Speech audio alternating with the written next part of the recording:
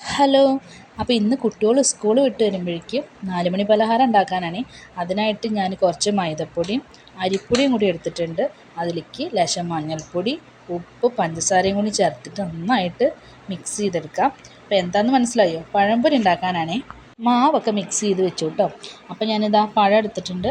നല്ല പഴുത്ത പഴമാണ്, കുട്ടികൾക്ക് കഴിക്കാനായിട്ട് മേടിച്ചതാണ് കേട്ടോ. അത് അവിടെ ഇരുന്ന് പഴുത്തു. അപ്പോൾ നമുക്ക് പഴംപൊരി ഉണ്ടാക്കിയെടുക്കാം. ഇങ്ങനെ മുറിച്ചെടുത്തിട്ടുണ്ട്. അത് മാവിലേക്ക് ഇട്ട് കൊടുത്തിട്ടുണ്ട്. എണ്ണ ചൂടായി. എണ്ണയിലേക്ക് ഇട്ട് കൊടുത്താലോ? കുട്ടികൾ സ്കൂൾ വിട്ട് വരുമ്പോഴേ ഒരു ആനേനെ തിന്നാനുള്ള വിശപ്പായിട്ടാ വരിക മക്കൾ. എന്താ അമ്മ എന്നുള്ളതെന്ന് ചോദിച്ചിട്ട്. അപ്പോൾ അവർക്ക് സന്തോഷമാവുകയും ചെയ്യും, അവരെ വയറ് നിറയുകയും ചെയ്യും. പൊന്നൂസൊന്നും സ്കൂളിൽ പോയിട്ടില്ല, അത് കാരണം എൻ്റെ കൂടെ തന്നെ ഉണ്ട് അവൾ. അപ്പം ഞാനിതാ പഴംപൊരിയൊക്കെ ഉണ്ടാക്കിയെടുത്തു, കുട്ടികൾക്ക് കഴിക്കാനായിട്ട് കൊടുക്കുകയാണ്. ഞങ്ങളുടെ കുട്ടിക്കാലത്തും ഇതുപോലെയൊന്നും ഉണ്ടായിരുന്നില്ല. ചില ദിവസങ്ങളിൽ അവലുണ്ടാവും, അല്ലെങ്കിൽ അട ഉണ്ടാക്കി തരും, ചിലപ്പോൾ നേന്ത്രപ്പഴം പുഴുങ്ങിത്തരും, അങ്ങനെയൊക്കെ. അപ്പോൾ കുട്ടികൾക്കൊക്കെ നല്ല ഇഷ്ടമായി. എല്ലാവരും ചായയൊക്കെ